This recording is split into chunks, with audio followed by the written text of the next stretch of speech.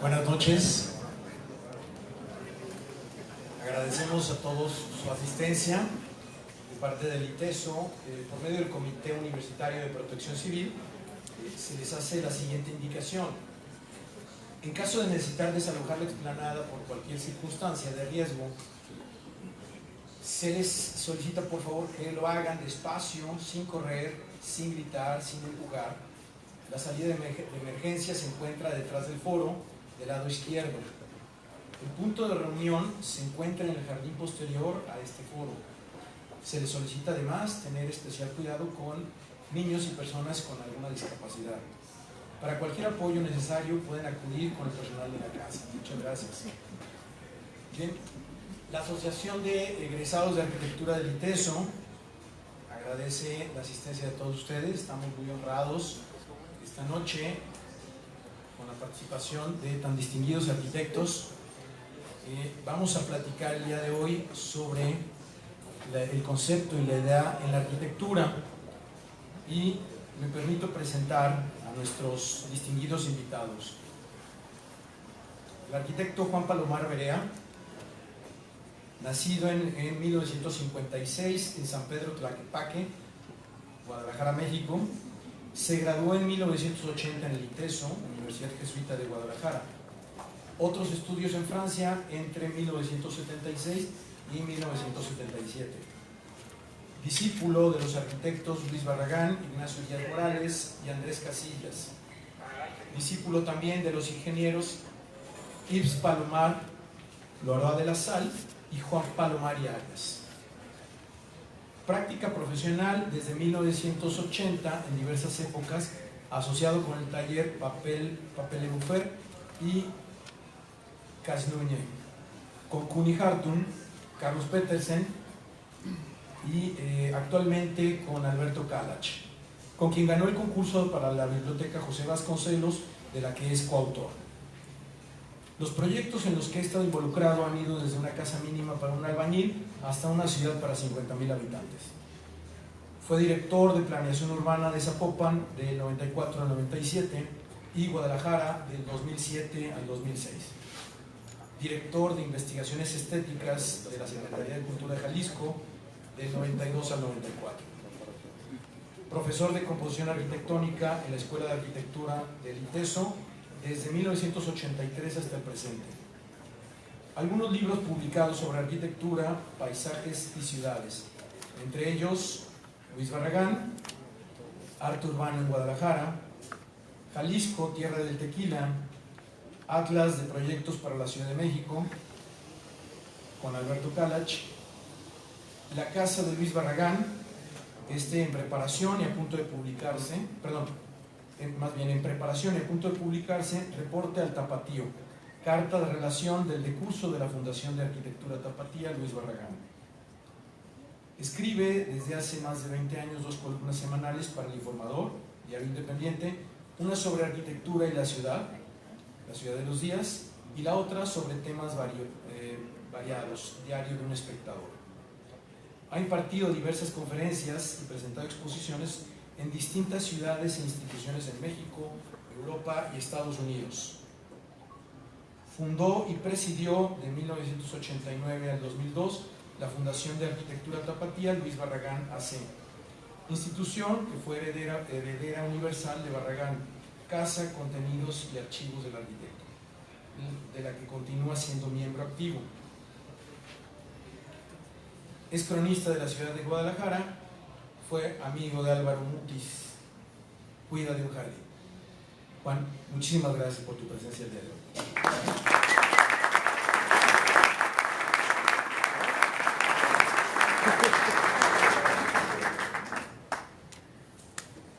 Arquitecto Sergio Ortiz, arquitecto egresado de la Universidad A de Guadalajara, con maestría en arquitectura por la Universidad del Estado de Carolina del Norte.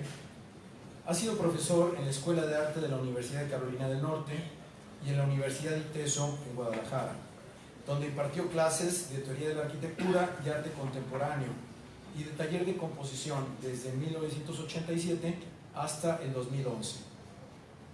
Es director de la firma SO Arquitectos, en donde ha mantenido una práctica profesional como arquitecto. Ha sido conferencista y crítico invitado en temas de arquitectura y arte contemporáneo en universidades de México y en el extranjero. En diciembre de 2013 obtuvo la medalla de oro en la 8ª Bienal de Arquitectura Jalisciense. A la par de su labor como arquitecto, ha mantenido una actividad como traductor y editor de libros de poesía. Desde el 2012 coordina el seminario Arquitectura y Pensamiento Contemporáneo en el Centro para la Cultura Arquitectónica y Urbana. Vive y trabaja en Guadalajara. Sergio, muchísimas gracias por tenerte con nosotros el día de hoy.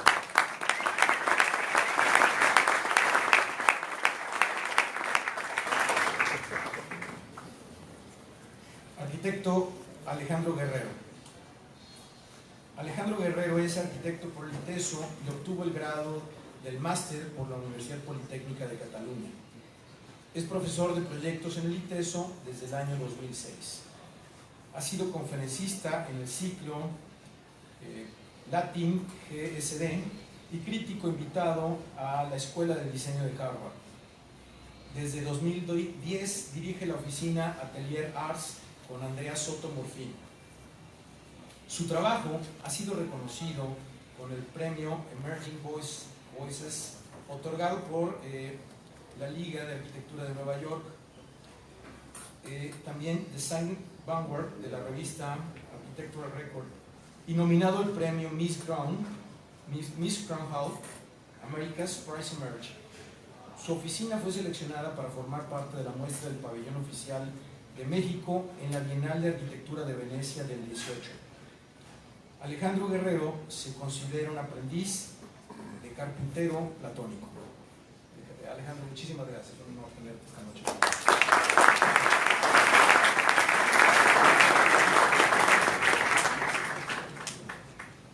Juan López Vergara Newton, arquitecto Juan López Vergara Newton, es arquitecto por el ITESO en Guadalajara, donde ha sido profesor de asignatura en diversas materias desde 2009. Como parte de su labor académica, colabora frecuentemente con el Centro para la Cultura Arquitectónica y Urbana en Guadalajara, sitio donde ha impartido conferencias y seminarios desde 2012.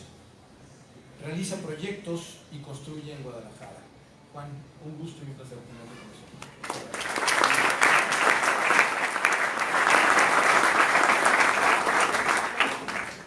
Quiero presentarles también al arquitecto Carlos Petersen Fara, que nos va a ayudar a coordinar esta mesa de trabajo, esta mesa de debate. Ya nos dará las pautas. Les recordamos, la intención es que puedan participar en cualquier momento con algún comentario, con alguna pregunta dirigida. El objetivo es precisamente interactuar y compartir ideas sobre arquitectura, arte y ciudad. Le dejo la palabra al arquitecto Petersen. Muchas gracias. Gracias, buenas noches. Corre por aquí por Guadalajara un mito que dice que cuando llega el invitado 3000, el padrino considera que hay fiesta. Felicidades, padrino, por la inauguración del Hospicio Cabañas y felicidades a los exalumnos por esa muestra tan interesante y tan festiva que se inauguró. Qué bueno que están aquí de nuevo, así que no se cansen. Quisiera dividir esta noche en 3 temas. Primero, que cada uno de los expositores presente brevemente cuál es su autobiografía intelectual. ¿Por qué los exalumnos consideran que ellos, aparte de su práctica profesional, han reflexionado sobre la parte teórica de la arquitectura? ¿De dónde viene eso? ¿Dónde lo aprendieron? ¿Cuáles son sus referentes bibliográficos, autores? ¿Dónde está pues ese lugar donde la reflexión teórica les hace a ellos una parte importante de su quehacer profesional? Quisiera empezar con Juan López Vergara Newton, que fue el último que presentaron, para así equilibrarlo en eso. Juan.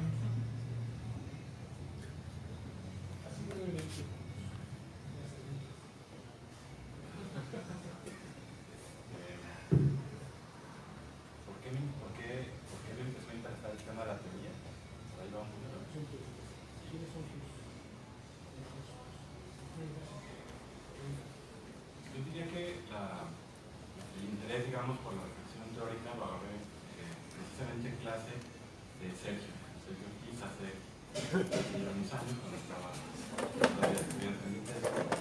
Sergio tiene la culpa. Pero digamos que lo que a mí me pareció muy interesante entonces, y creo que es algo que ha seguido como haciéndome cosquillas, es tratar de entender, más allá de que una obra pueda o no ser bonita, en dónde está como el fondo, ¿no? Es decir, dónde está esta otra parte que no aparece, por ejemplo, en las fotografías de las revistas o en una fachada muy llamativa, sino qué es lo que hay detrás de todo esto, ¿no? Que tiene que ver un poco con el tema de hoy, este como afán de definir o de precisar qué es esto de la idea en arquitectura, ¿no? Yo creo que tiene que ver un poco con eso, como con una inquietud un poco más general, tal vez no estrictamente arquitectónica. En mi caso, la reflexión teórica, con el paso de los años, se fue inclinando hacia el lado filosófico, y entonces hice los cursos de una maestría en filosofía. Se supone que estoy escribiendo una tesis que tiene que ver con eso, pero tiene que ver un poco por ahí, ¿no? Entonces yo diría que los autores serían, si yo tuviera que escoger, por ejemplo, para que esto no se convierta como en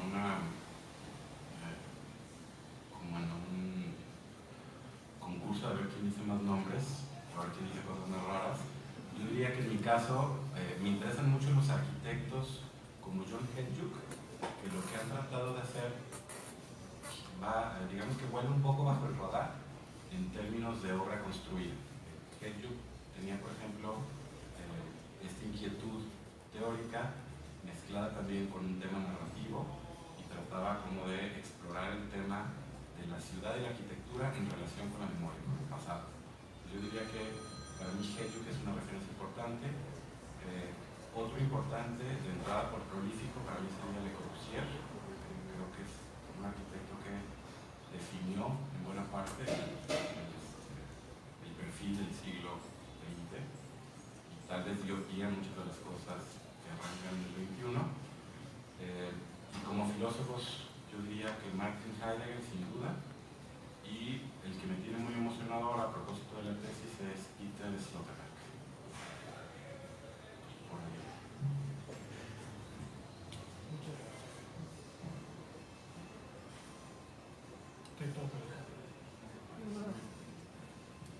Gracias. Está muy serio, ¿no? No, está bien. Sí, está bien. Bueno, yo me acuerdo cuando estaba en el ITESO, así como muchos de ustedes, o cuando salí, estaba recién egresado. No sé si les sucederá, pero a mí me parecía que sí, que la escuela te ofrecía unas cosas, unos ciertos conocimientos, pero había otros que la verdad no sentía que habían como, pues que estaba satisfecho con lo que había obtenido. Entonces esa fue la razón por la cual decidí ir a hacer una maestría, ¿no? Y en esa maestría pues te encuentras muchas cosas, una maestría entre historia, crítica, teoría, y no tiene que ver nada con que yo quisiera ser un teórico, ni mucho menos, sino que quería, un poco lo que dice Juan, o mucho lo que mencionó, yo quiero saber por qué las obras de arquitectura, más allá de lo bonito, lo feo, de los gustos, etcétera, yo quiero saber de qué estaban hechas, o sea, cómo se explicaban de manera profunda cuando algo estaba bien o cuando estaba mal, ¿no? Tener como unos criterios un poco más amplios. Entonces, recuerdo que una de las líneas de investigación de la maestría tenía que ver con la figura de un arquitecto italiano que se llama Giorgio Grassi. Giorgio Grassi, digamos que de manera indirecta a mí me explicó el tema o el rol de la historia en el proyecto de arquitectura, que es básicamente lo que yo explico en mis clases de proyectos, ¿no? Es decir, mis clases de proyectos están como divididas entre una parte teórica y una parte de proyectos. Entonces, yo conocí a Grassi por sus libros primero, porque era una persona cercana a la Escuela de Barcelona, donde yo estudié, y luego por eso mismo tuve la oportunidad de invitarlo a través de Arpafil a que le dieran un reconocimiento aquí. Entonces, de alguna manera se convirtió como un personaje importante, ¿no? para mi formación, aunque al final, digamos, su obra construida no me emociona tanto como lo que dice, pero lo que dice sí me emociona mucho. Entonces yo creo que el primer, así como mi primer referente como muy fuerte, y además porque tuve la oportunidad de tratarlo y es mi amigo, ¿no? Fue Giorgio Grassi, y él pues le aprendí muchísimo, incluso de primera mano, ¿no? Recuerden, él es como la parte histórica de la arquitectura, ¿no? Él se refiere a la forma histórica como prácticamente lo único relevante, ¿no? Entonces, eso sería como la primera parte que yo creo me define. La segunda sería una cuestión como más técnica, como más constructiva, más tectónica, por decirlo así, y sucede un poco parecido, es decir, muchas cosas que nos explicaron en el INTES o en las clases de historia, algunos profesores de proyectos, y también en la maestría, al final me di cuenta que todo venía como de un mismo personaje, ¿no? Ese personaje era Kenneth Frampton, ¿sí? Que todavía vive, está en activo. Entonces, al final entendí que muchas de las cosas que a mí me interesaban, él las había explicado para muchos, se dieran o no se dieran cuenta, esos profesores. Y entonces pues me identificaba mucho con él y con la manera como él, pues ahora sí que criticaba la arquitectura, cómo la ponía en crisis, cómo la explicaba. Y coincidentemente o no, también tuve la oportunidad de conocerlo, es decir, como una afianzamiento, no sé, cómo se afianzó una cierta relación con él, porque alguna vez tuve la oportunidad de ir a mostrarle el portafolio de la oficina. O sea, este señor es un profesor en Columbia y él acostumbra a recibir a algunos arquitectos previa revisión de sus documentos, de su portafolio, para hablar sobre su obra. Y la verdad es que esto me llegó así como por muchísima suerte, porque un amigo me recomendó con él y él aceptó recibirme, y entonces tuve la oportunidad de platicar con él de todas las cosas que yo leí en sus libros y durante una tarde larga en Nueva York, ¿no? Entonces ese es como mi segundo, pues bueno, ese abuelito, ¿no? Que uno considera que dije abuelito sin querer, no, pero persona mayor. Entonces, y bueno, la última cosa que yo creo que define mi postura, si se puede decir, como arquitecto, es el tema de la naturaleza, y eso es una cuestión como más personal. Mi papá, mi familia son personas que se han dedicado al campo, a las actividades rurales, agrarias, bla, bla, bla, toda la vida. Entonces el campo para mí es algo bastante natural, común, cercano, etcétera, etcétera, ¿no? Entonces yo, digamos que nací con ello, pero también lo elegí, ¿no? Lo elegí como una manera de aproximarse a la realidad, y yo creo que entre esas tres cosas surge lo que intentamos hacer en la oficina, ¿no? No digo que lo hayamos hecho, pero sí que intentamos ser conscientes como de esas tres posibilidades y mezclarlas para hacer algo, ¿no? Hace a lo mejor un par de años, ya ven que el Walmart hace un descuento de 5% a los que presentan su INSEN, ¿no? La tarjeta del CEDA.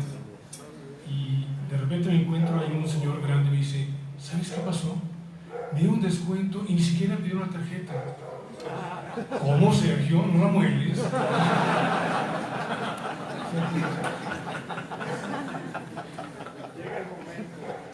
Bueno, yo nunca voy a Walmart, no sé.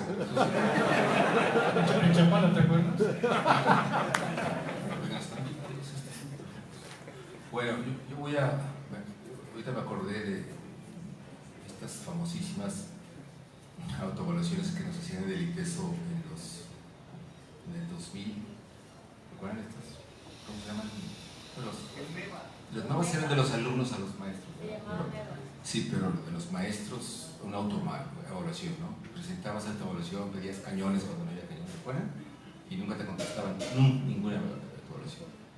Entonces, alguna vez platicando con un amigo, dice que ya cansado cuando te preguntaban ¿qué objetivos perseguías tú cuando dabas tu taller?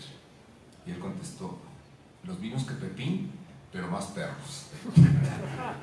Bueno, entonces yo diría, todos los autores que acaban de mencionar yo también los comparto, pero todavía más perros. No, no, digo, para darle un poco de... Bueno, yo escribí algo porque de repente me trajo. Pero dice así, no sé de dónde proviene mi gusto o afición por la teoría. Podría pensarse que la razón es porque enriquece la experiencia de la arquitectura. Desde luego que es cierto, pero me gusta también la teoría de la arquitectura por la teoría. Y cuando digo teoría no me refiero a una especie de maletín donde se encuentran las megadefiniciones y las respuestas para todo, ¿no? Villagrán, Palladio, Ideas Morales, sino más bien me refiero a todo tipo de pensamiento sobre la arquitectura.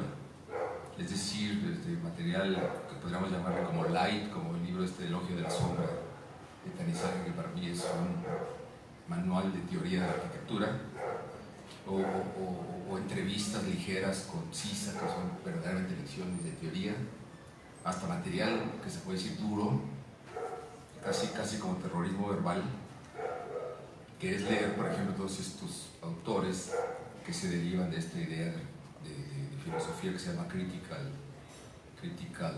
theory, ¿no? Estudios críticos, ¿no? Que vienen de esta rama francesa. De ellos a mí me gusta mucho un cuate que se llama Kipnis, Jeffrey Kipnis, porque creo que es el único que nutre la crítica arquitectónica con otras disciplinas, ¿no? Entonces me gusta la arquitectura, la teoría por la teoría. Me gustan ensayos duros de fenomenología, aunque no los entienda. Creo que vistan a la persona, no trae bajo el brazo un tratado de percepción de Husserl en francés, pero bueno. Y me gusta, por ejemplo, la poesía, y también me gusta lo que se escribe alrededor de la poesía, no es un caso raro, ¿no? Me gusta mucho la música, pero curiosamente no me gusta leer críticas sobre la música. Y hay otro ámbito que son, por ejemplo, los toros, donde detesto los toros y no por la cuestión de... Bueno, detesto los toros, pero me encanta, por ejemplo, todos los textos sobre tauromaquia, ¿no? Hay un escritor español, poeta, que se llama José Bergamín, que dice, por ejemplo, el que no sepa de geometría no puede entrar a una corrida de toros, ¿no? Entonces, la teoría por la teoría, ¿no? Independientemente de que sirva para enriquecer, en este caso, las experiencias de cualquier tipo, ¿no? Tiene un libro que les recomiendo que se llama La música callada del toreo, ya el puro nombre evoca todo, ¿no? Entonces, repito, me gusta la teoría de la arquitectura por la teoría en sí y porque además enriquece la experiencia de la arquitectura. Desde el punto de vista, llamémosle académico, es decir, para formar quizás arquitectos, yo creo que sí es importante que uno conozca la teoría, ¿no? Porque la arquitectura no existe sin algún tipo de conciencia acerca de lo que se hace. Y lo que se hace implica siempre una posición teórica, aun cuando no se reconozca. Es decir, el alumno que dice yo solamente siento el muro y no quiero saber lo que está detrás de ese sentimiento porque tengo ese ADN que me hace sentir el muro, detrás de esa aparente no postura teórica hay una postura teórica, ¿no? Otra frase que se me hace, otra gran lección que yo podría decir es que creo que la frase es de Curtis, que dice que la mejor teoría es un buen edificio. Yo creo que coinciden, ¿no? O sea, de repente hay tantas palabras y tantos conceptos, pero para mí, por ejemplo, la Casa Barragán fue y ha sido una especie como de carta de creencia o un manual de teoría de la arquitectura, ¿no? La Casa de Barragán la conocía de pies a cabeza hasta el 2000 y pico, y la volví a ver después de 15 años, y es una casa que sigue siendo y que sigue enseñando constantemente lecciones, ¿no? Curiosamente leí el otro día que Louis Kahn, el arquitecto norteamericano, decía que la casa de Louis Kahn era atemporal, fíjense, porque pudo haber sido hecha hace 100 años o dentro de 100 años, ¿no? Es una casa que es un verdadero tratado de arquitectura, ¿no? Entonces eso demuestra que por un lado pues sí está toda esta parte de cotorreo, y por otro lado está la parte del edificio en sí. Gracias, Sergio. Sí vas a volver. Digo, porque tiene buena memoria todavía. Juan. Gracias, Carlos. Buenas noches otra vez. Esta pregunta que hace Carlos, o este tema que plantea, pues creo que es una ventana muy amplia. Y creo que para contestarla y para tratar de ser útil en estas conversaciones, empezaré, se llama algo así como concepto y arquitectura o algo así, el debate, ¿no? La plática, ¿no? Y yo descreo profundamente los conceptos. Me parece que hay una palabra en español que casi no se usa, pero que es conceptuosa, que es peyorativa. Cuando es un discurso conceptuoso, quiere decir que es un rollo insoportable, ¿mande? Denso, pero lo tonto, ¿no? Entonces, entre el concepto y lo conceptuoso, y más en arquitectura, hay una línea muy delgada. Entonces, como acaba de decir Sergio, yo creo que bien leído un edificio, un pedazo de ciudad, un paisaje, es la mejor manera de entender el fondo de la arquitectura. Bien leído. Para eso se necesitan herramientas, por supuesto, para eso nos formamos en las escuelas y en muchos otros lados. O sea, ya a estas alturas del partido da mucha flojera enredarse con Bauman y la modernidad líquida y con Derrida y compañía, no digamos, que son enfadosísimos. Salvaría del pasado, que ahorita está muy fuera de moda, Leon Krieger, que me parece un teórico muy interesante, muy útil. Kulgas me parece abominable. Todo lo que dice es para llamar la atención, es muy inteligente, pero es contradictorio, es inconsistente y desgraciadamente ya para él ya pasó de moda. Palasma de los contemporáneos es alguien que ha estado diciendo cosas muy sensatas y muy interesantes, igual que Peter Zumthor, ¿no? Pero más allá de eso, que evidentemente hay que estar al tanto y hay que revisarlo y hay que practicarlo, pues está la enseñanza para tiempos de combate, que son los que nos tocaron a nosotros, ¿no? Y vaya, la realidad no me deja echar mentiras. Hay quien dice que estamos en medio de una guerra. Yo creo que es una palabra muy fuerte, pero sí en tiempos muy convulsos, ¿no? Muy convulsos por lo social, pero muy convulsos también por lo humano, en donde hay una desorientación general, hay una angustia, hay una depresión que nos complica mucho la vida. Y bueno, quiero señalar también lo que decía Juan López Vergara. Hejduk es un gran teórico, búsquenlo, porque además su obra, sus grafismos, sus maquetas, su poca obra arquitectónica es una enorme lección de alguien muy consistente y de una poética muy, muy fina. Pero bueno, entonces en estos tiempos de combate tenemos que, pues, ser valientes, inteligentes y prácticos para afrontar todo lo que nos reta, ¿no?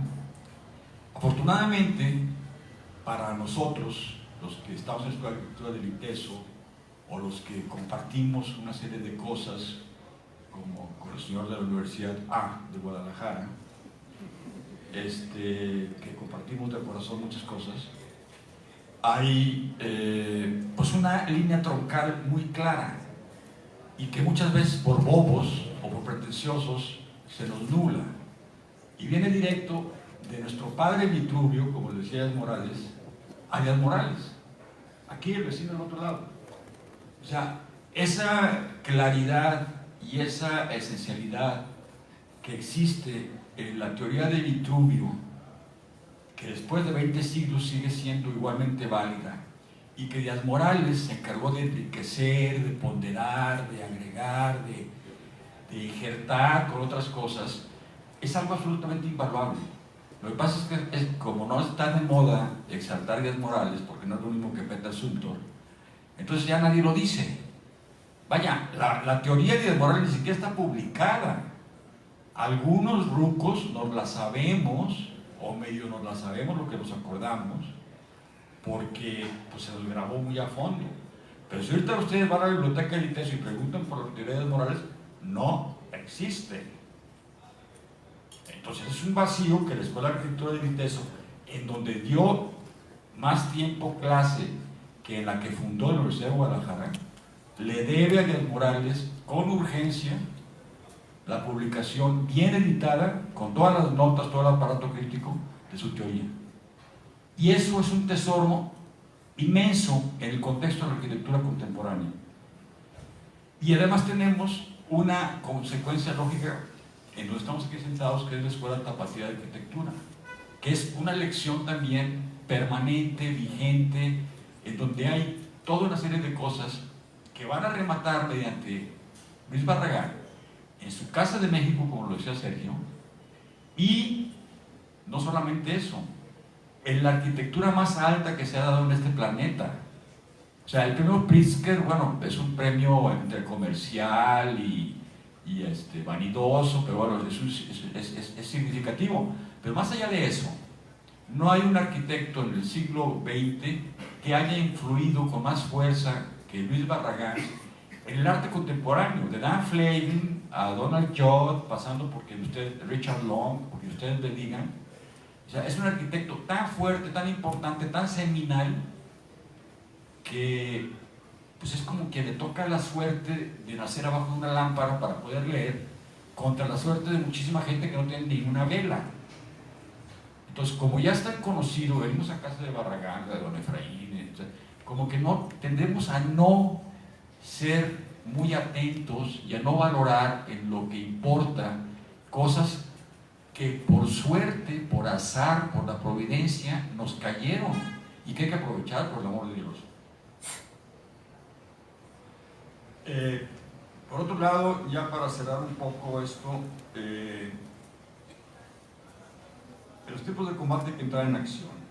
Y yo creo profundamente que la especialización de la arquitectura es su suicidio. Esos que se llaman diseñadores de interiores y otros que se llaman paisajistas, y luego los que se llaman urbanistas, y los que quién sabe qué, los que hacen una maestría en dibujo aplicado a la decoración, y todas esas cosas, no hacen más que mocharle y mutilar a una disciplina que tiene que ver con el espacio, con todo el espacio en donde el hombre actúa, que puede ser desde proyectar una silla, arreglar un cuarto, hacer un remiendo de una casa, hacer la casa, hacer un vecindario, hacer un barrio, proyectar una ciudad y ordenar una región. Y todo ese abanico, esa es la labor del arquitecto. Que si nos achicamos, nos acobardamos o nos parece que no podemos, bueno, es otro boleto. Pero eso, y todos los arquitectos, desde Louis Kahn, Le Corbusier, Frank Lloyd Wright, Barragán, los arquitectos de la de verde, pura sangre, todos han acometido el territorio, la ciudad, el mueble, la casa, el conjunto, etc. Entonces, esa manía de hacernos chiquitos, es no, es que los sociólogos nos digan, que los geógrafos nos ilustren, que por favor vengan los psicólogos y nos corrijan si estamos mal en la luz aquí. O sea, esa manía, obviamente hay que consultar a quien se deba consultar, pero el arquitecto, ni modo, tiene que asumir su papel, que es muy importante y muy trascendente, que es tratar con el espacio en donde el hombre actúa. Y finalmente, para ir específicamente Pues es que no sé hacer de otra cosa, Carlos. Bueno, el segundo tema me quedo callado. No pasa nada. O sea, ¿de qué he aprendido? En primer lugar, obviamente de mis padres, de mis abuelos, de mis parientes.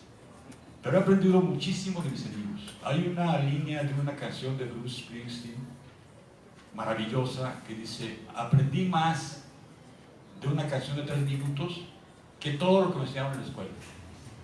Y a mí me ha pasado eso. O sea, tener la serie de amigos que gracias a Dios he tenido, para mí ha sido inapreciable. Los que están muertos, como Juli Hartung, Gabriel Núñez, los que están vivos, con los que estamos en esta mesa, los que va a haber en el futuro, etcétera, ¿no? Tuve la fortuna de conocer desde chico a Luis Barragán por lazos de amistad de mi padre y de mi abuelo. Y entonces lo conocí desde que tenía 7, 8 años. Y cuando entré a arquitectura, pues lo iba a ver cada que podía. Y de alguna manera, pues me dijo algunas cosas, y por eso me animo a decir que soy su discípulo, el más chiquito, pero sí me enseñó cosas, ¿no? Y luego me tocó trabajar y aprender muchísimas cosas de Díaz Morales, al que fui muy cercano. Y después de Andrés Casillas, con quien trabajé un buen número de años y con quien sigo teniendo comunicación, ¿no? Esos son, digamos, junto con mi padre y mi abuelo, mis patriarcas, ¿no? Y bueno, de los viajes, de los paisajes, de las conversaciones, de las artes, de la literatura muchísimo. La arquitectura se aprende de la literatura inmensamente, ¿no? O sea, simplemente meterse, por ejemplo, voy a decir 3 ejemplos. Juan Rulfo, léanlo con una visión espacial. Pedro Páramo, como dice Jorge Esquinca, no es una novela, es un poema. Es como la Odisea. Leer Pedro Páramo bajo la luz de buscar la construcción espacial es una maravilla. La otra cosa es un libro de un autor inglés que se llama Evelyn Waugh, que se llama Regreso a Brideshead, que habla de una gran casa que se llama Brideshead y todo lo que pasa ahí, que también es una lección de arquitectura maravillosa. Y el tercero es El gato pardo, de Giuseppe Tommaso de Lampedusa, que habla de este aristócrata siciliano y sus palacios, el de Palermo y el de Dona Fugata, que también aprende uno lo que no se imagina que iba a aprender. Y bueno, termino con algo que también hay una línea de Rimbaud, de Arthur Rimbaud, el gran poeta francés, que dijo en 5 palabras el programa vital al cual yo me trato de atener: il faut changer la vie, hay que cambiar la vida.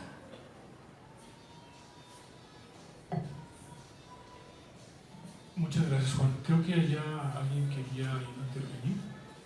Sí. Bueno, a mí me gustaría escuchar también de parte de Carlos Pérez cuál sería su posición, porque 30 años después de egresar de la carrera y haber tenido como director, cuando sales de la preparatoria y que no sabes absolutamente nada y que entras a una clase con él donde hablan del programa de arquitectura y habla de la caja negra, que quién sabe qué sería eso. Hoy todo el mundo habla de sostenibilidad, equilibrio de objetivos técnicos, económicos, sociales y medioambientales. Eso lo vimos con Díaz Morales. O sea, finalmente la riqueza que tenía el poder salir de los libros e ir a la experiencia de vida con Díaz Morales era otra cosa.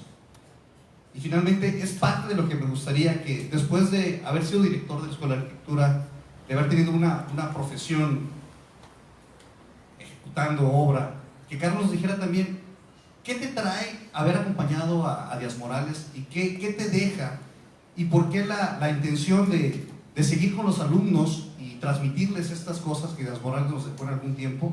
Me gustaría saber tu posición al respecto. Lástima, soy el moderador. Otro día que inviten, sí. Sí, perdón, es que hoy me toca estar en el lado de la moderación y ser moderado. En la cantina, sí.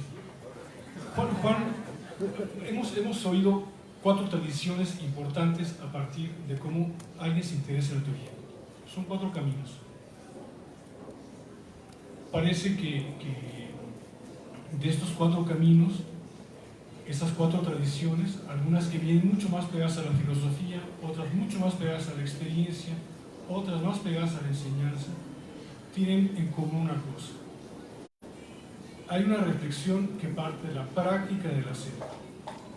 Todos los 4 que están aquí son gente que está en productiva, en su hacer profesional, y ese partir de esa reflexión que parte de la práctica casi nos lleva a pensar en los libros de separado y todo, ¿no? Primero están los dibujos y luego lo que le pensaron. Juan termina, o a la mitad de su intervención, da pie, para que ya no hable, de la segunda cosa que me gustaría preguntarles. ¿Cuál es su idea de la arquitectura? A partir de estas reflexiones, ¿cómo sintetizarían su idea de la arquitectura? Juan ya habló un poco de lo que él quería. La arquitectura como ese gran impulso, gran intento de trabajar sobre el territorio, desde lo más pequeño hasta lo más grande, pero siempre una visión compleja. ¿Cuál sería, Juan López Newton, tu visión, tu idea de la arquitectura, a partir de tu reflexión? No, es que está muy distraído. Yo creo que idea de arquitectura como tal, yo no estoy seguro de que exista como tal una idea de arquitectura. La mía yo creo que es una cosa que cambia constantemente. No creo que exista, es más, desconfiaría de una idea de arquitectura estática o que fuera fácil de enunciar. Creo que de las cosas que tiene interesante la arquitectura y algunas otras cosas como la poesía es que cuesta muchísimo trabajo definirla y por lo tanto esta naturaleza como esquiva que tiene también permite que se preste como a mucha ambigüedad y por lo tanto a muchas interpretaciones.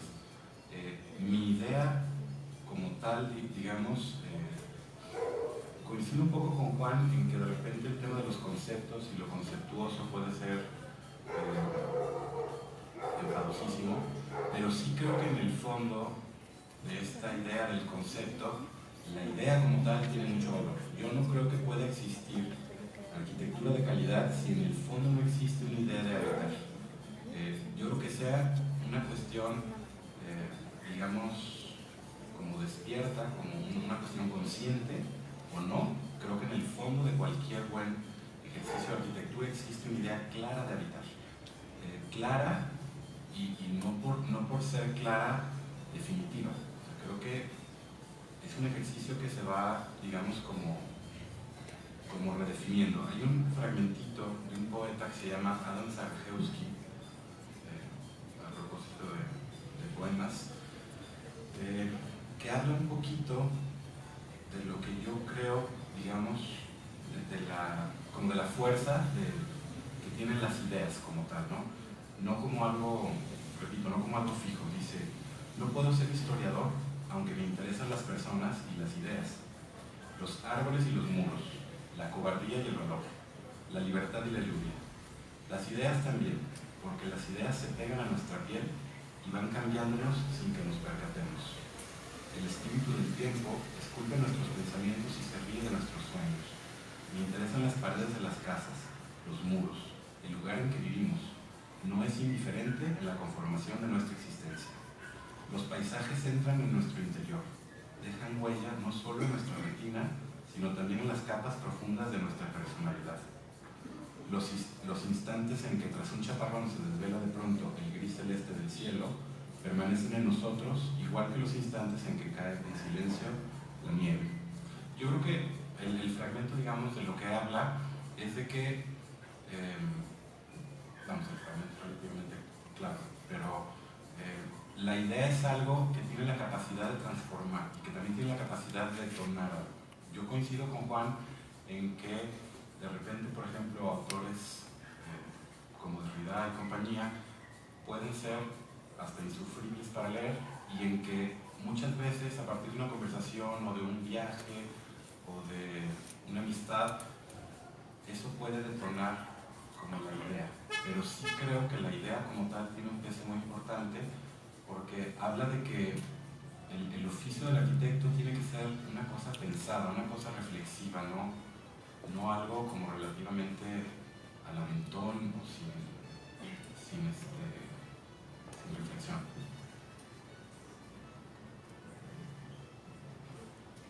Creo que tenemos una pregunta por ahí. Sí. Buenas noches. Sí. A mí me surge una pregunta y me encantaría si nos pueden compartir con todo este enorme bagaje cultural de teoría, de conocimientos, de historia, con su práctica profesional, el tema de las ideas y el concepto llevado a su quehacer arquitectónico profesional me es especialmente significativo. ¿Cómo se construye, cómo construyen alguna experiencia que nos pueda compartir cada uno a partir de estas reflexiones, un concepto que pueda guiar, construir un proyecto? Sería muy interesante para todos los estudiantes, los maestros, los aquí presentes, de cada uno de ustedes que nos puedan compartir. A ver, en este caso yo pude a partir de esta idea elaborar este discurso, o no sé, como cada quien lo haga, pero creo que sería muy interesante, más allá de los autores propiamente, reconocer su experiencia profesional en una construcción de este tipo. Si nos pueden compartir algo, se los agradecemos. Bueno, lo platico a partir de una experiencia de un proyecto de otra persona, ¿no? Hace rato platicaba de que me interesa mucho el tema de los libros y la teoría de Frampton y tal. Por él conocí a un arquitecto, en parte por él, que se llama Raymond Abraham, que es un arquitecto americano que murió en 2010, ¿no? Que es un poco como Heyduk, ¿no? Como el que mencionaba Juan. Es una especie de profesor lado B de la Cooper Union, o sea, súper importante como educador, como pensador y con poquísima obra. Tiene en particular 5 obras construidas, ¿no? Tú. Viendo o sea, como me interesó su vida y su obra y tal, un día me encontré con una conferencia en SciArc en Los Ángeles donde estaba Abraham explicando su obra. Y en esa explicación, uno de los 5 proyectos que tenía era su casa en Mazunte, en Oaxaca, ¿no? Entonces, a mí eso ya me pareció como lo suficientemente extraño, ¿no? O sea, ¿qué hace Raymond Abraham, gurú de la Cooper Union, viviendo en Mazunte? Entonces, eso ya me parece como lo suficientemente atractivo, ¿no? Entonces, como digamos que me volví groupie, ¿no? de sus pensamientos, etcétera, de sus libros. Un día Andrea a mí nos encargan un proyecto de una casa en Puerto Escondido, y yo sabía que Mazunte y Puerto Escondido están a 2 horas, ¿no? Entonces fuimos a ver el terreno y luego fuimos a buscar la casa, ¿no? Una casa bastante escondida en la selva, ¿no? En la playa. Entonces, después de preguntar y 2 o 3 tips, habíamos rentado un coche, nos detuvimos, tuvimos que llegar caminando hasta un cementerio, lo cual ya era como buena señal, ¿no? Un cementerio, y luego estaba la casa, ¿no? Y la persona que me dijo cómo llegar fue Mauricio Rocha, porque él está construyendo una casa justo enfrente ahora, y un poco me lo dijo como, ve a ver mi casa, ¿no? Y yo no, o sea, sí fui, pero no me gustó tanto. Pero lo que voy es, o sea, Mauricio es un extraordinario arquitecto, todos lo sabemos, pero lo que quiero explicar es qué es eso que tenía la casa de Abraham que no tenía la casa de Mauricio, ¿no? Y creo que es yo lo entendí como una gran señal para mí, o sea, después de haber leído lo que quieras, visto lo que quieras, hecho proyectos, bla, bla, bla, llegas y un cuate que no sabía, supongo, nada de México más que le encantaba México y que adoraba vivir en Oaxaca, fue una gran lección de arquitectura. Además, creo que soy de las pocas personas que tiene fotografiada la casa, porque no existe en los libros, no existen las plantas, no existen las fotografías, es una cosa muy rara, o poco, digamos. Entonces, cuando llegué ahí, yo sabía, o sea, tenía toda esta historia sobre Kenneth Frampton, porque eran muy amigos, y la historia es que se juntaban a cenar, y porque Raymond Abraham era un extraordinario cocinero, invitaba a sus amigos a su casa, y se quedaban, supongo, comiendo, pisteando hasta las 6, 7 de la mañana, porque Abraham cocinaba para sus amigos. Es el acto de cocinar para sus amigos lo que dotaba de importancia como a su vida, ¿sí? Cuando llegas a la casa de Raymond Abraham, lo que hay en esa casa, lo que hay que decir de esa casa, o lo que al menos yo leí, a lo mejor de manera subjetiva, es que era básicamente un espacio dispuesto para poner una mesa donde comer. Esa era, o sea, después de puedes leer lo que quieras, puedes reflexionar todo lo que quieras y leer los filósofos oscuros o menos oscuros, pero llegas a una arquitectura y te dice exactamente lo que tienes que hacer, ¿no? Entonces, en ese momento el tema de la forma, los materiales, el preciosismo constructivo, la teoría, si quieres, todo eso no me sirvió de nada porque la casa te enseñaba con toda claridad que es una casa. Y para Abraham es un techo y un fogón y una mesa. Y eso es todo, ¿sí? Entonces, yo la verdad salí como bastante conmovido de ahí. ¿Y por qué decía lo de Mauricio, que es una casa construida enfrente a una casa extraordinaria, enorme y tal? Pues porque esa otra casa se trataba precisamente de, con toda la capacidad que tienen él y Gaby, son mis cuates, era pues materia, preciosismo, forma, volumen, toda esta cosa como... Yo siempre he pensado que esta idea de el juego sabio y magnífico de los volúmenes bajo la luz es horrible. Me parece horrible, me parece una enseñanza mala, mala. Entonces, muy en sintonía con lo que explica Newton, que le gusta mucho la filosofía y es que él la entiende. Yo no leo filosofía aplicada a la arquitectura porque no la entiendo y me siento pendejo al no entenderla, entonces no la leo. Entonces, cuando quiero saber algo se lo pregunto a Juan. El punto es, ese habitar del que habla Heidegger es cocinar para tus amigos frente al mar. De eso se trata la arquitectura. Y tienes que poner lo mínimo indispensable para hacerlo, y Abraham lo puso increíblemente bien. Sergio, ya que te ves nuestros alientos hasta nuestra alma, ¿quieres participar?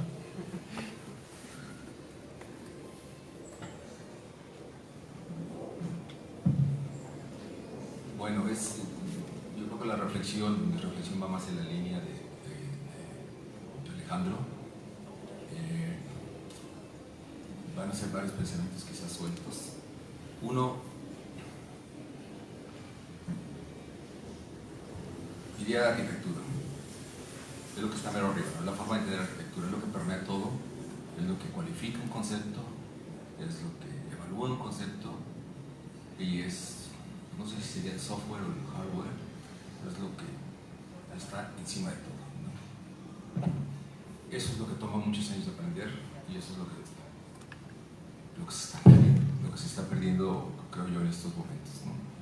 La arquitectura para mí no tiene nada que ver con objetos, la arquitectura no tiene nada que ver con objetos, con unas extraordinarias cualidades tectónicas, con una especie de expresionismo tectónico que yo no sé de dónde salió, pero que se ha manifestado en estas generaciones.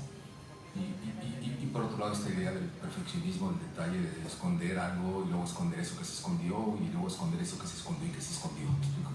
Esta idea como media cosa en donde no sabes exactamente de qué se trata, ¿no? Entonces, cuando se confunden los objetivos, se perfeccionan los medios. Pero es bien importante tener bien claro cuáles son los objetivos, y esos objetivos se derivan así en conceptos y ideas. Si tú no tienes los objetivos bien claros, las ideas pueden ser originalidad, pueden ser otra cosa, pero no tiene nada que ver con la arquitectura. La arquitectura es un como byproduct, como dicen los gringos, que sería como subproducto, ¿no? Eso es lo que viene después. Es un poco como la música, ¿no? La música no es el sonido, la música es lo que te queda después de escuchar lo que escuchas. O el poema, ¿no? Es el sabor que te queda después de escuchar un poema, no es el lenguaje. Un poema puede tener tremendas faltas de ortografía, pero comunica, ¿no? Y una música, yo te escuchaba en un concierto de Segovia con errores garrafales y lo comparabas con uno de Yepes, perfecto, catalán, ¿no? El otro madrileño o castellano, ¿sí? Y en uno había cantidad de pésimo sonido, cantidad de defectos, cantidad de errores, pero había música, ¿no? En el otro no había música, en unos poemas no hay poesía, y en el caso de la arquitectura pues hay un objeto con todos los atributos palomianos, pero que no hay arquitectura, ¿no? Entonces la arquitectura, desde mi punto de vista, es lo que se puede convertir en algo más, ¿no? Lo que se puede convertir en algo más. Ese es para mí Ahora, contestando la pregunta ya más específica de Fernando, ¿cómo trasladas esa idea de arquitectura, esa visión, esa forma, hacia abajo, hacia la parte proyectual? Creo que ahí entra lo que muchos llaman como oficio, ¿no? Pero aquí la palabra oficio hay que entenderla no como aprender a hacer las cosas como las casillas de la memoria, ¿no? El oficio es algo que se aprende, que consiste en sacar lo que uno tiene. Para mí otro referente bien importante que tiene que ver con lo teórico, que siempre lo evalúo, quizás no de manera consciente, pero que se ha quedado ahí, es que para mí la buena arquitectura y un buen concepto tiene que responder a esta idea que ya señaló Juan, heideggeriana del habitar y del habitar poético, que se escucha un poco filosófica, pero que a final de cuentas es la capacidad de la arquitectura de poder establecer relaciones, ¿no? Una arquitectura que establece relaciones con la naturaleza, que la celebra, una arquitectura que establece relaciones con los demás y con uno mismo y la celebra, una arquitectura que establece conexiones con lo sagrado o con los dioses y lo celebra, esa es una buena arquitectura, ¿no? Lo demás es, ¿quién decía Valerín? Literatura, ¿no? Lo demás es irrelevante, ¿no? La arquitectura es eso, creo que es, no sé si era Husserl que decía, es lo invisible de lo visible, ¿me explico? Lo que no está ahí. En ese sentido es lo que tú dices, ¿no? Y algunas casas o algunos ejemplos de arquitectura que han sido muy celebrados son objetos, ¿no? Son objetos. Yo creo que falta hacer una especie como de historia de la arquitectura, no entendida como una evolución de objetos o de monumentos o de descubrimientos. Kohlhaas dice que el responsable del siglo XX en la arquitectura es el elevador, el máster, o sea, es el elevador, ¿no? O sea, falta hacer esa otra historia paralela de la arquitectura, que será la historia de la arquitectura del habitar, en donde algo hizo Berlín con las ideas, ¿no? Cuando las historias tradicionales eran datos duros y la estación empezó a ser la arquitectura, una historia de las ideas, ¿no? Está pendiente esa historia, ¿no? Ese registro, ¿no? Y es otra línea totalmente distinta, ¿no? Es una línea en donde realmente el purismo constructivo tiene poco que ver la claridad del concepto, tiene poco que ver la limpieza de la idea, tiene poco que ver la fuerza de la idea, ¿no? Tiene que ver con que la arquitectura sirva como una plataforma de vida para que la gente pueda estar bien, ¿no? Y eso, cuando hablo de arquitectura, no me refiero exclusivamente a la producción de edificios, sino pensarla en términos de ciudad, en términos de arquitectura, incluso incluso en términos de muebles, ¿no? Decía Sisa que cuando le mandaron a encomendar una silla, estaba leyéndole en la mañana, decía Sisa que, lo voy a leer.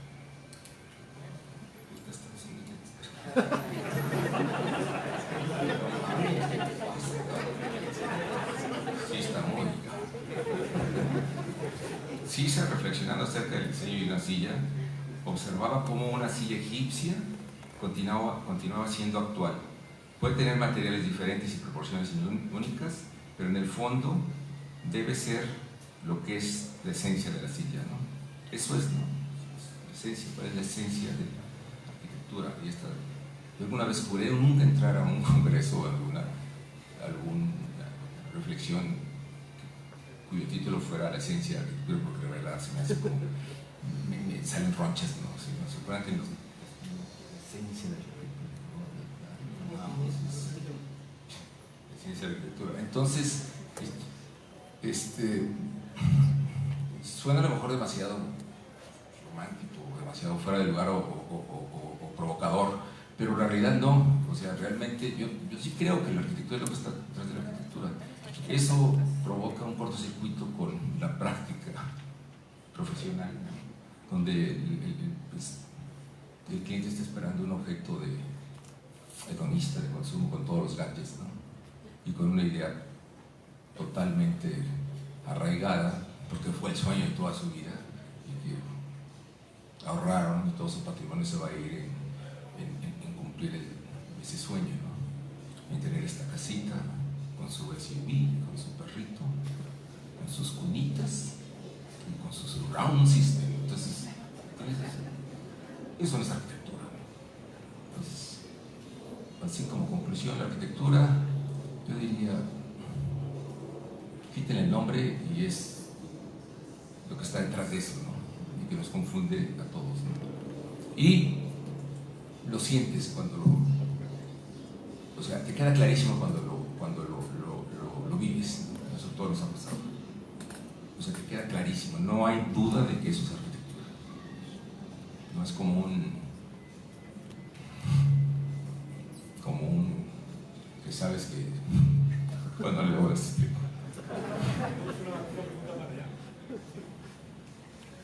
Hola, yo tengo una duda porque, bueno, ahorita en parte como que me la respondió usted, ¿cómo te habló? Sergio. Sergio A.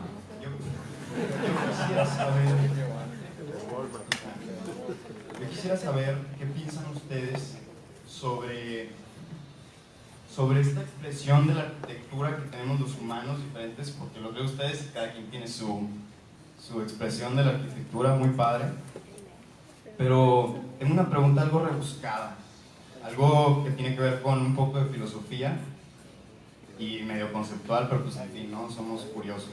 Y quisiera saber qué piensan de esta expresión que tenemos los humanos de arquitectura, como, órale, salió esta casa o este proyecto, ¿nos condiciona como humanos o nos libera? ¿Nos apega al mundo o nos hace ver más allá? O sea, ¿qué es lo que piensan ustedes? No sé si quisieran responder.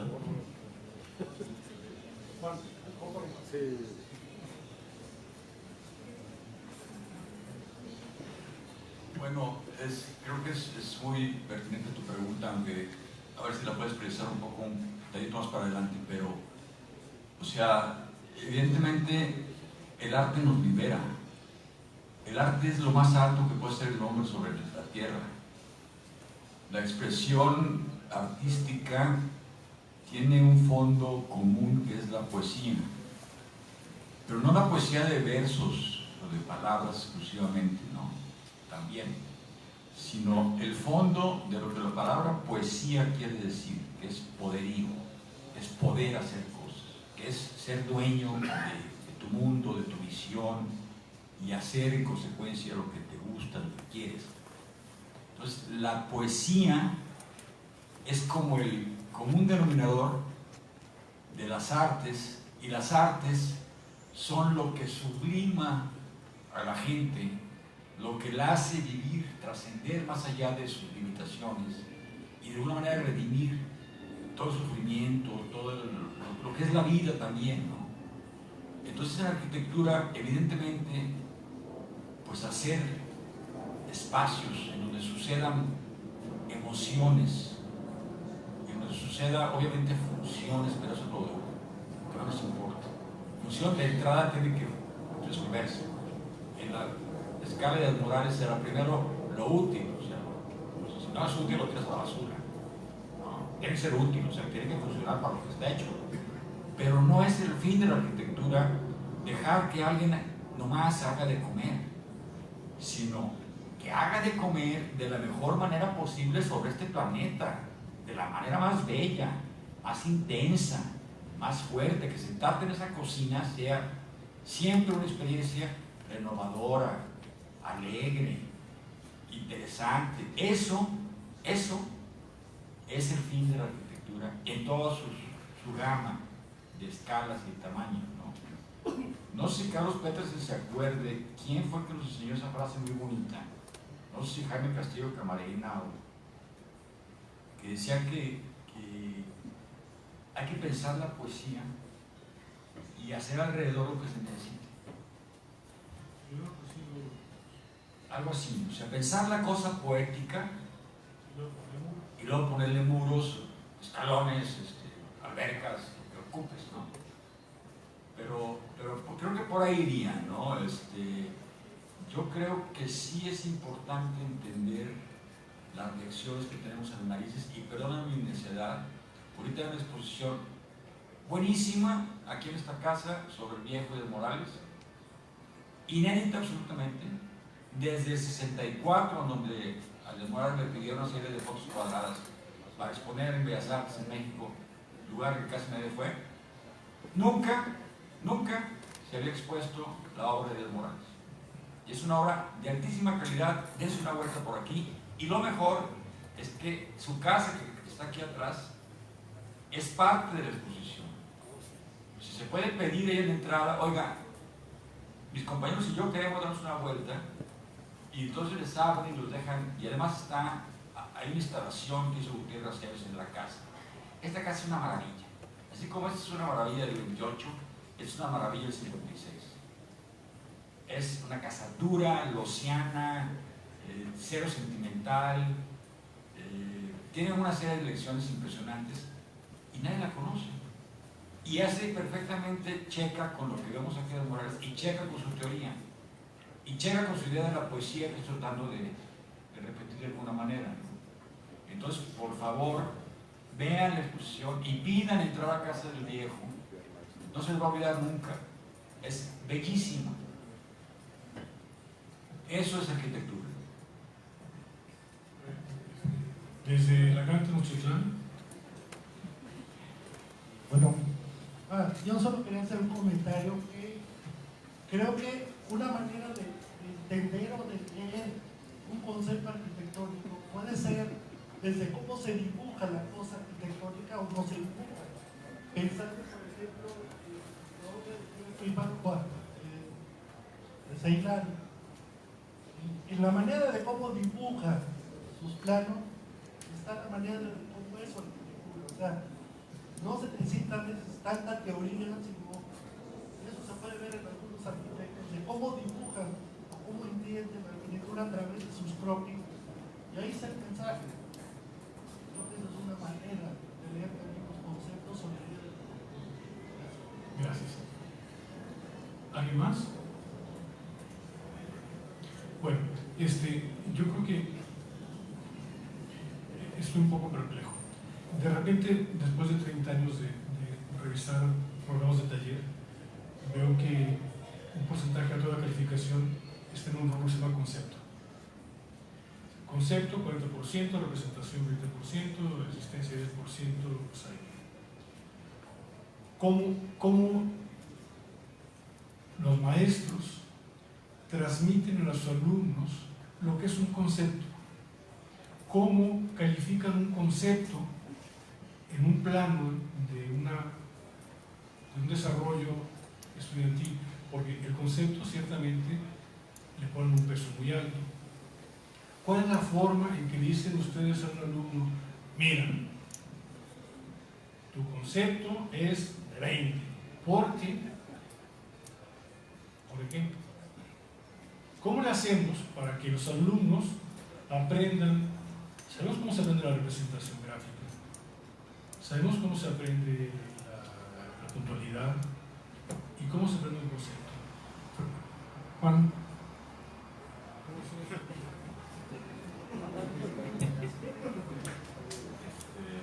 Híjole, yo creo que la pregunta es complicada porque si hay una parte ingrata en una de las clases es la cuestión de las notas, ¿no? Pero sí creo que hay una especie como de intuición que desarrollas que tiene que ver un poco en un registro diferente con lo que haces cuando llegas a la casa estudio de Barragán y entiendes que ahí hay algo serio y entiendes que ahí hay algo importante. No necesitas ver la planta para saber que ahí hay algo fuera de lo normal. Yo creo que lo mismo sucede, pero es en un registro diferente. Si por ejemplo, en lugar de ver la casa, en lugar de visitarla como experiencia, pusiéramos ahorita una proyección de la planta del Panteón en Roma, yo creo que tampoco hace falta ser sabio para entender que ahí hay algo importante. Yo creo que es un poco lo mismo, digamos, en una escala diferente y en otro registro. En un registro en donde se sobreentiende que quien está ahí es el que está aprendiendo y el profesor también está aprendiendo y es un poco intuitivo. Me cuesta trabajo creer que haya una regla para decir este trabajo tiene un concepto de 10 o este tiene un concepto de 8, aunque las instituciones quieran reglarlo, ¿no? Creo que al final no es algo difícil de medir, no solamente en los proyectos, en la arquitectura. Yo creo que es fácil reconocer arquitectura de 10. Yo creo que hay lugares a los que llegas, no necesitas que nadie te explique que estás ante algo importante. Cuando son 5 o 6, yo creo que ya dudamos, no sabemos del todo. Creo que pasa un poco lo mismo en la calle, ¿no? Hay casas que a lo mejor visitas y que a lo mejor dices, me encanta la sala o me encanta toda la casa, o sí me gusta, pero no sé qué tanto. O sea, digamos que es fácil en términos intuitivos reconocer arquitectura de 10, ¿no? En la escuela, en la calle. Y el problema es la escala de grises, porque estas joyas de 10 son rarísimas.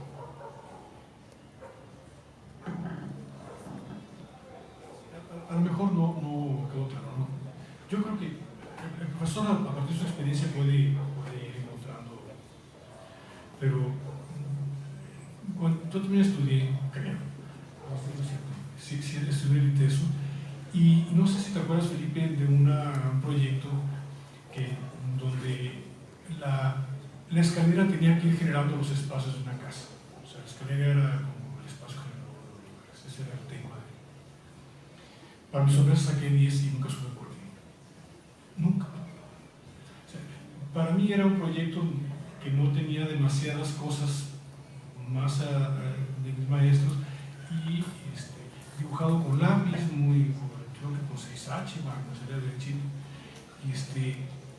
Y me dicen, es que el concepto está padrísimo. Yo dije, a su madre, es que no sé qué hice. La cosa es cómo le decimos cómo un alumno aprende un concepto arquitectónico, aprende qué es, cómo lo desarrolla, cómo lo puede hacer mejor, cómo lo puede replicar, cómo lo puede poner en otros ámbitos, como el de la cocina, etc., ¿no? La pregunta es esa, ¿cómo un alumno puede aprender? No cómo un maestro puede reconocer qué es un concepto arquitectónico.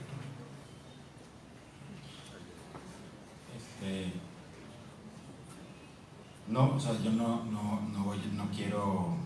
puedo responder eso, ¿no? No es mi responsabilidad, pues, ¿no? Pero, o sea, es mucho. Yo diría que lo más sencillo es como ponerlo ¿cómo decirlo? Lo más básico, de la manera más básica posible. Cuando un alumno llega y te dice, es que mi concepto es todo esto, ¿no? Yo ya empiezo a dudar, ¿no? Porque generalmente esos conceptos no son, y ese es el punto de lo que quiero explicar, no son por conceptos estrictamente arquitectónicos, ¿sí? Les voy a platicar una anécdota muy breve con los alumnos. Supongo que a lo mejor hay algunos de ellos aquí del ITESO, y lo platico como con el mejor ánimo de entender qué es lo que está pasando ahora, ¿no? Estos alumnos del ITESO se acercaron a mí para que les hiciera una revisión de un proyecto que ya tenían previamente validado para un concurso que se llama Solar Decathlon, ¿no? O sea, ellos ya eran finalistas, ¿no? Y la razón por la cual quisieron ir a mi oficina es porque cumplían perfectamente, y era real, cumplían perfectamente con cada uno de los requisitos del concurso, muy bien, pero todos sentían que su proyecto no les gustaba, ¿sí? Entonces me platicaron, por ejemplo, que las cubiertas inclinadas tenían cierto grado de inclinación porque era la adecuada para ponerle paneles solares, ¿no?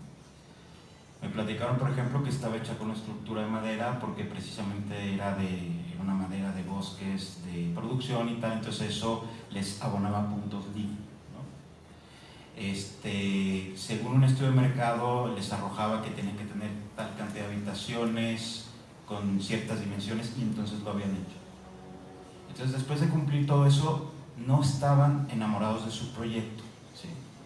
Y era porque en realidad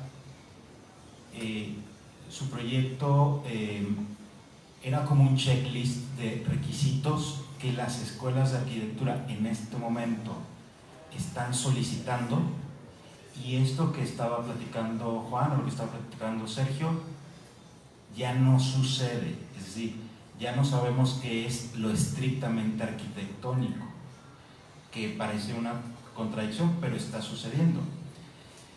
En la medida en que un proyecto de arquitectura tenga N cantidad de puntos LEED, sea sustentable, una serie de cosas, todavía no es arquitectura y además no es el camino. Esto es bastante, es un poco fuerte lo que estoy diciendo, porque las escuelas de arquitectura están enfocadas en este momento a hacernos como entender que el mercado solicita una cantidad de cosas que hay que cumplir y nos enseña a cumplirlas, y esa parte está bien, pero ahorita que no se está atendiendo, y me pareció como muy significativo que eran los mismos alumnos que decían, tenemos todo, pero no estamos enamorados de nuestro proyecto, y era porque la arquitectura ellos mismos no la veían, ¿sí? O sea, no veían cuál era la parte arquitectónica de esto. Hay un arquitecto bastante celebrado en la actualidad que se llama Valerio Liati, ¿no?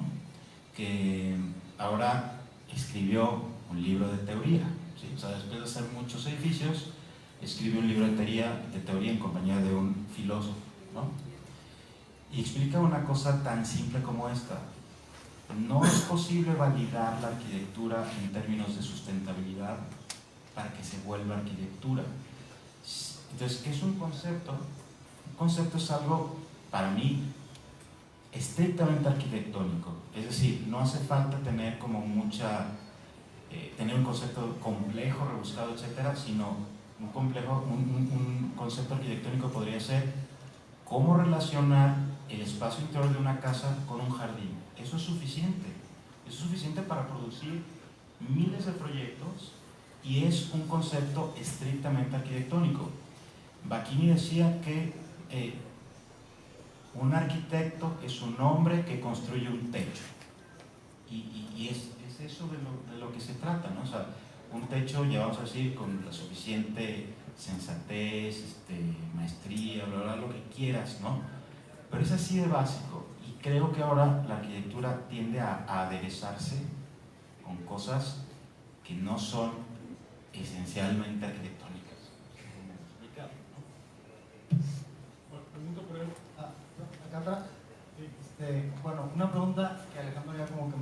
responderme.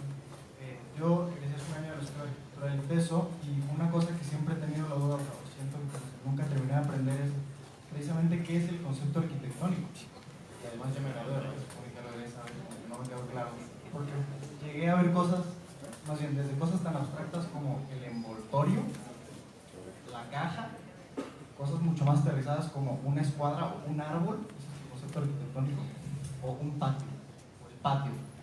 Y después, ahorita Juan habla de que no hay buena arquitectura sin concepto, y después Alejandro dice que un concepto ya puede ser, dice que es nada más como la forma de colocar un techo, ¿no? Citando a un autor.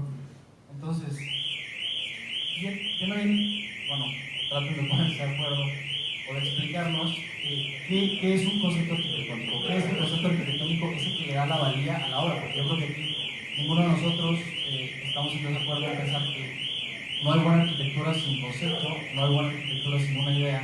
¿Qué es lo que define esa idea o cómo sabemos dónde está esa idea?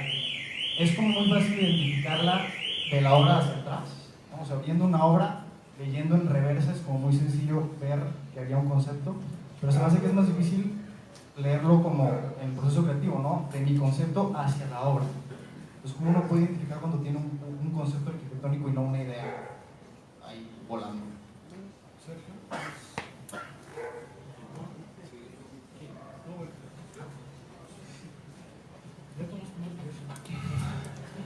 Bueno, yo desconfío de la palabra concepto. O sea, para mí el concepto es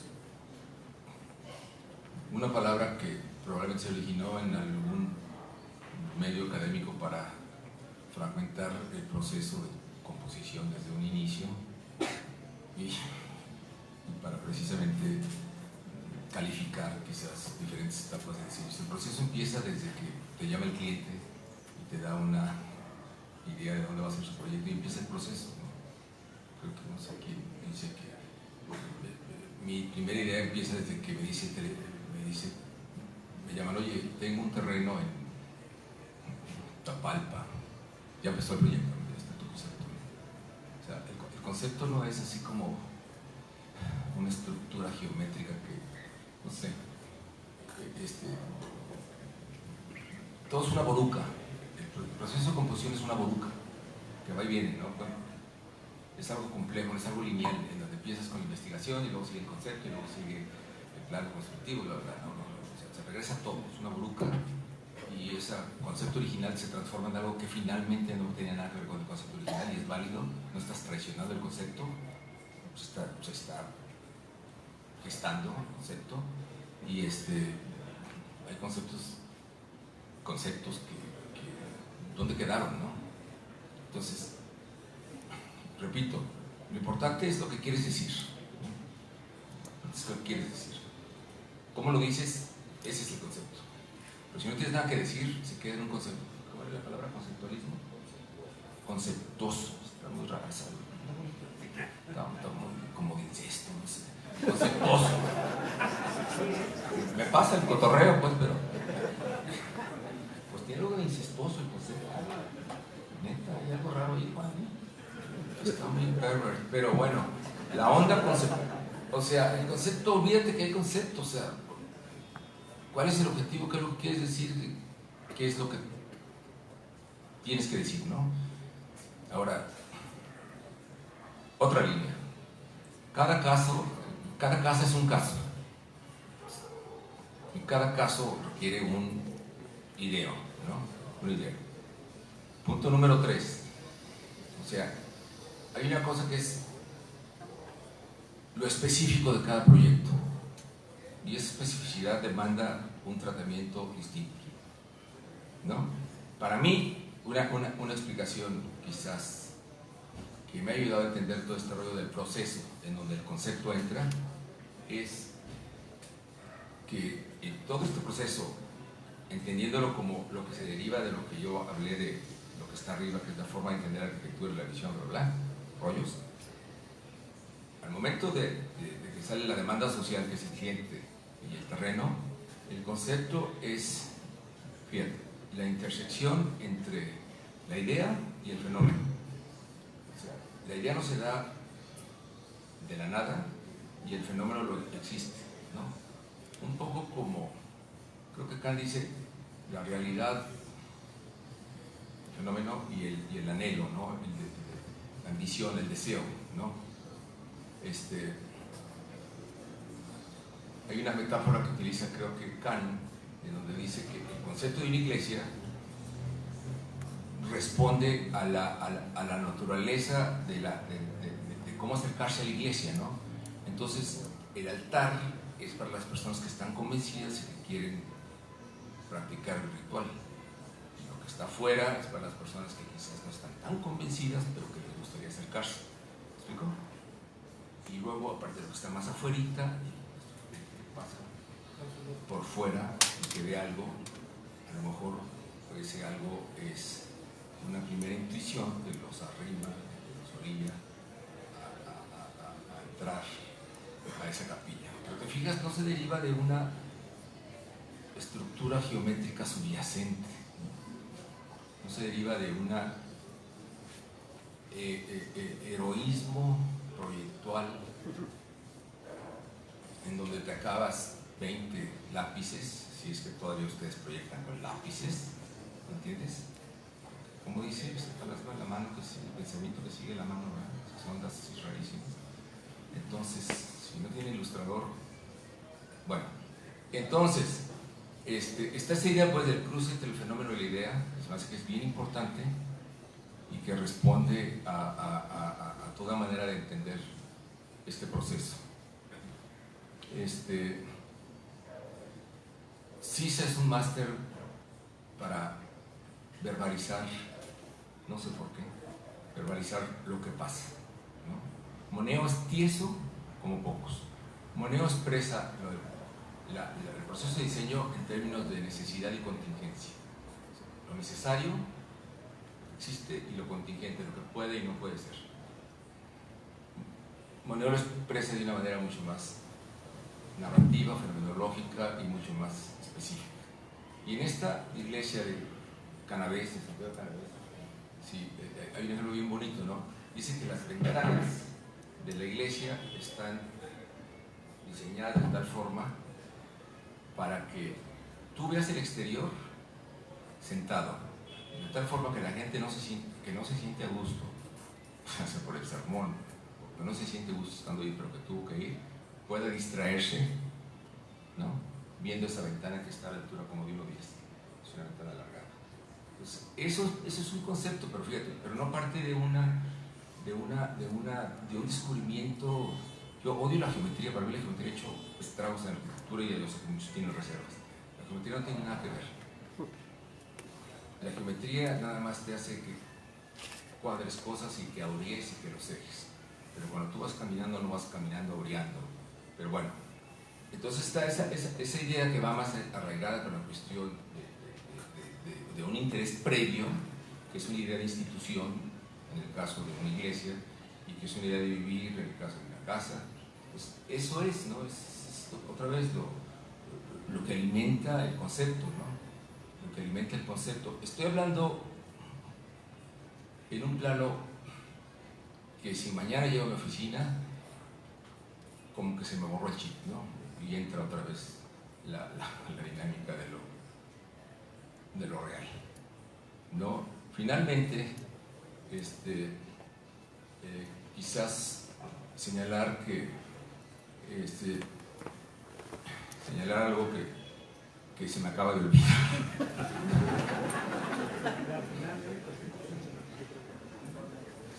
Pero era bien importante, ¿no? Lo voy a subir por ahí en una cuenta. Tanta agua, sí. Se me olvidó el concepto. ¿Hay una pregunta por ahí? Bueno, vamos a cerrar la plática. No sé, ¿quieres empezar porque aquí estamos casi como cuando Jaime Castillo Camarena llegó a Mita y se bajó del camión y dijo, ¿qué cosa? Es cosa de ver la cosa, cosa por cosa.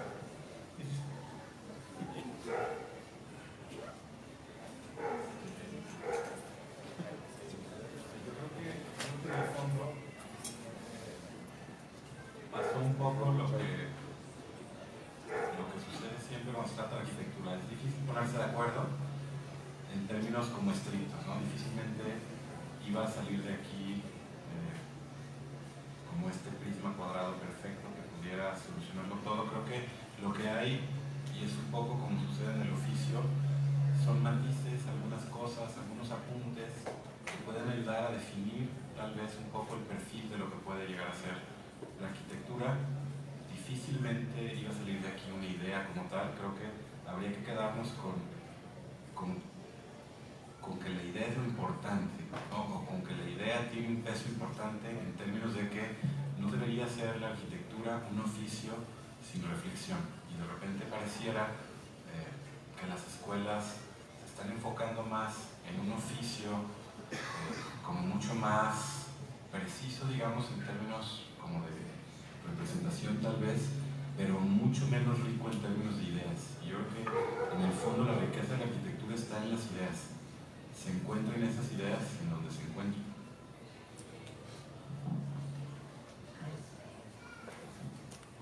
Bueno, pues nomás para decir otra vez el agradecimiento por estar aquí a la sociedad de exalumnos de la escuela.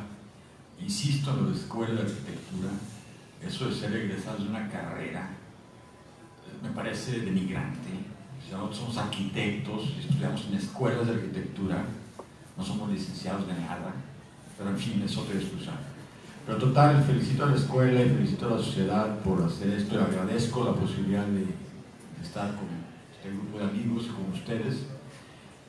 Y creo que lo que más me importaría decir en caso de irme a vivir a una isla desierta y dejar dicho algo a los nuevos arquitectos es que lo que más importa es la aprendizaje, prenderse, arder, hacer cada día como si fuera el último y clavarse en todo lo que sea necesario para realmente sentir un deseo profundo de ser arquitecto y de ser arquitectura. Si no es así, más vale irse a vender coches, jabones, meterse a la carrera de contabilidad, que esos son licenciados, o cualquier otra cosa. Sin la pasión, sin la prendezón, sin el fervor, no vale la pena poner dos muros juntos. Y es más, si ponen dos muros juntos simplemente por hacer la chamba, muy probablemente esos dos muros juntos sean ofensivos y vayan en contra de la ciudad, de la convivencia y de la arquitectura. Simplemente hay que fijarse en lo que sucede alrededor, ¿no? Y la frase esta de Bruce Springsteen, ¿no? el verso este, ¿no? Aprendí más de una canción de 3 minutos que todo lo que aprendí en la escuela. ¿Qué aprendió en una canción de 3 minutos? La pasión, la vida, la belleza, el vértigo, lo que nos hace estar realmente vivos. Alejandro, ¿quieres cerrar?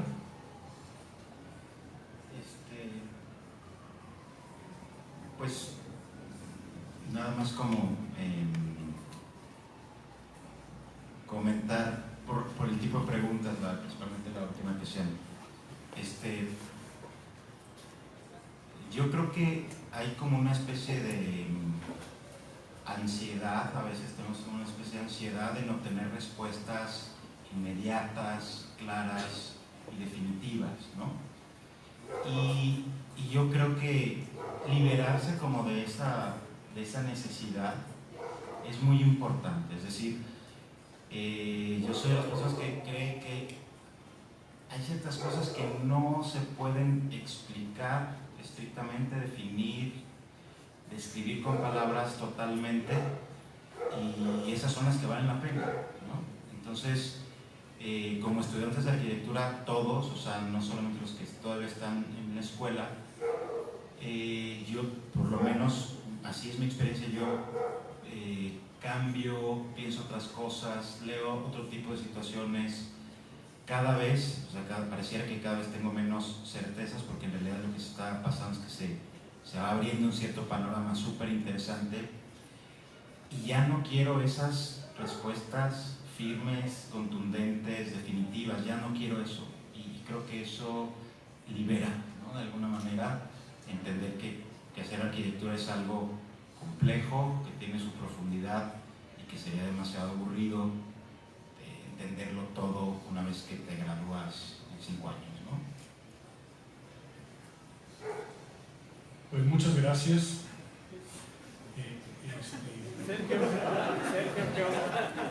Sergio ya no. Sí, ya se me olvidó. Ya que se acuerde nos va a dar una cartita. Y muchas gracias por su asistencia. Les pido una disculpa por no contestar la pregunta que me hicieron, pero mi papel de moderador es ser moderador. El día que me inviten, me pregunten, ya se puso a lo mejor.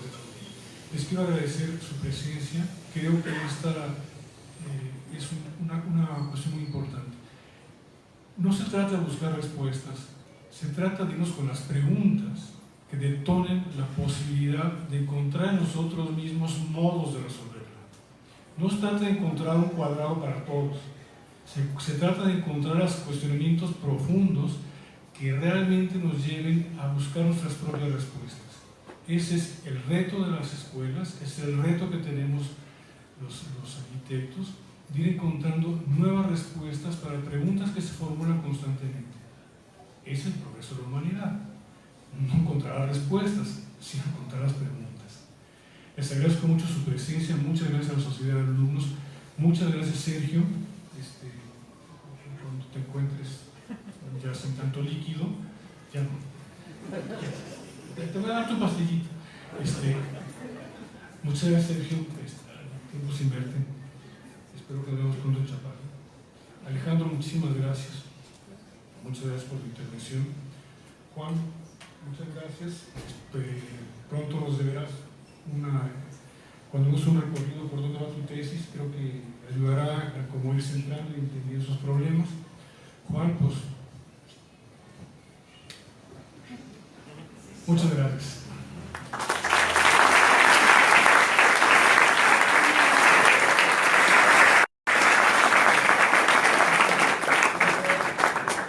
A nombre de el ITESO, queremos entregar un reconocimiento a los arquitectos que el día de hoy nos acompañan y un obsequio de parte de la Universidad Jesuita.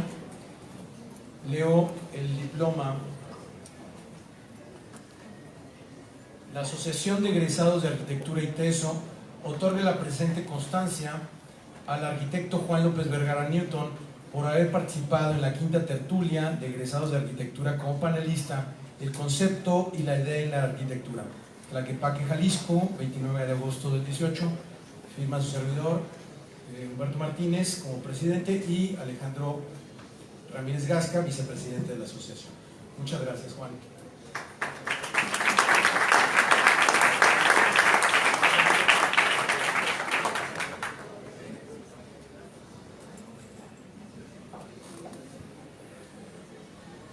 Con el mismo texto, muchísimas gracias, arquitecto Juan Palomar Gurel.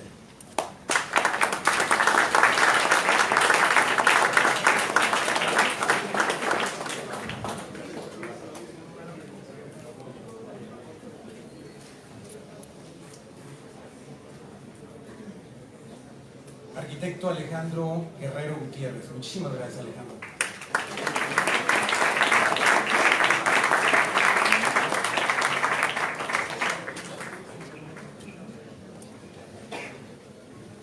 Arquitecto Sergio Ortiz Jiménez.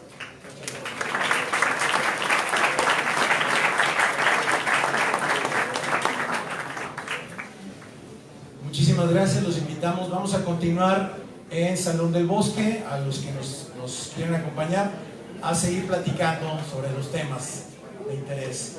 Buenas noches. Gracias.